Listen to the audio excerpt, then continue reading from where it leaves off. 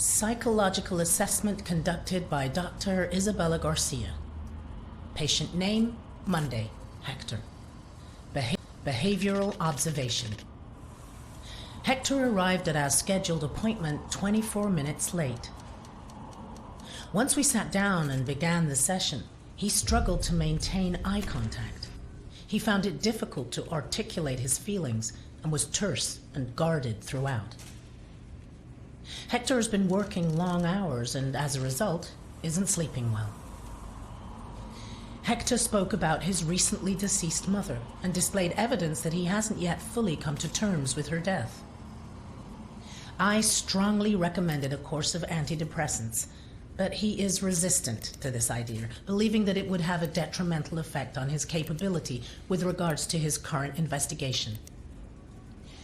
Hector describes his work in immaculate detail, and contrary to earlier in the session, his thought content is both coherent and logical.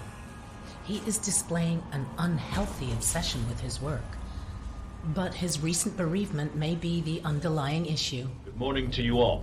I'm Chester Bell, Assistant Director at the Federal Bureau of Investigation. At approximately 0530 local time, a team led by Special Agent Hector Munday and supported by law enforcement officers conducted a raid of a motel room just outside Birmingham, Alabama, to apprehend Manny Sherman, the man known as the Beast of Arkansas. Using state-of-the-art psychological profiling techniques, Special Agent Munday and members of his task force not only identified their suspect, but predicted his movement with unerring accuracy. I'm delighted to say, we have our man. John Doe number 2. I'm assuming you've read my report on the first one? Similar MO, unidentified male with multiple stab wounds. Looking at the lower abdomen, the wounds are consistent with those of the first victim. The shape of the entry wound suggests it's a strong probability that this is the same murder weapon.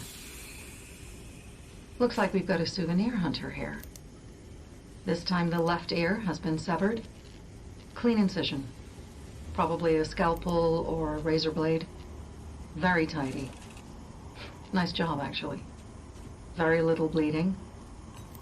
The deceased had probably been dead for 30 to 40 minutes when this was done. This differs from the earlier MO. If you remember, that John Doe was still alive when the teeth were removed. That would have created a lot of noise and mess. This guy is learning. Chicago Police! Mr. Munday, this is Chicago Police. Can you open the door, please? Mr. Munday, I'm Officer Stanley with Chicago Police Department. Can you hear me, sir? Agent Munday? Fuck! Oh! Dispatch, this is Officer Stanley. I need assistance at 8 West 50th Street, requesting immediate backup. I'm in Agent Munday's apartment. There's blood everywhere, and a body. I need immediate support. I think... All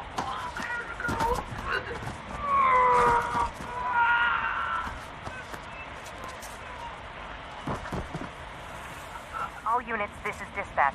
Be on the lookout for a male suspect believed to be the shoe shine killer. Suspect is FBI Special Agent Hector Munday. He may be armed and is highly dangerous. Dispatch, this is Officer Martinez. I found Munday's car, requesting backup. Officer Martinez, what's your location? A warehouse on Park Avenue, Fulton River. Looks abandoned. Officer Martinez, backup on its way. Hold your position. Copy that. Shit! He's seen me! Officer Martinez, hold your position.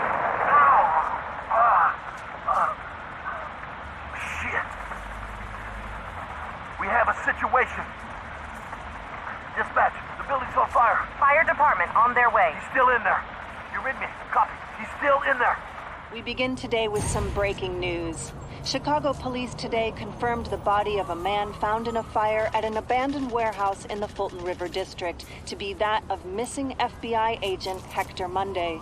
Munday has been identified as the shoeshine killer, whose recent killing spree struck fear into the hearts of locals in and around Chicago.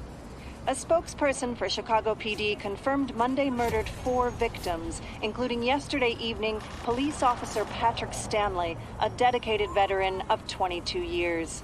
The fire was brought under control shortly before 5 a.m. this morning. The body recovered at the scene was burnt beyond recognition, but police identified Munday from dental records. I first met Agent Munday on October 12th, 1997 at O'Hare Airport when I was assigned to welcome him off the plane. I'd actually met him once before at a lecture on criminal behavior given a few weeks prior here in Chicago, but I doubt he remembered me from that. I was pretty nervous as the new kid on the block. I was just out of training, and I'd been assigned to drive around this big shot criminal profiler who just cracked the Arkansas case, which was all over the national newspapers. My first impressions were that he was tough. At 0600 hours, I, Officer Frank Hooper, discovered that one or multiple individuals had gained unauthorized access to the evidence room at 1612 West State Street. Among the missing items were assets recovered from the apartment of former FBI agent Hector Munday, including books, clothes, notes, surgical tools, and dental equipment. We are currently running with the theory that this was the direct result of souvenir hunters looking for a piece of memorabilia from the case. End of report.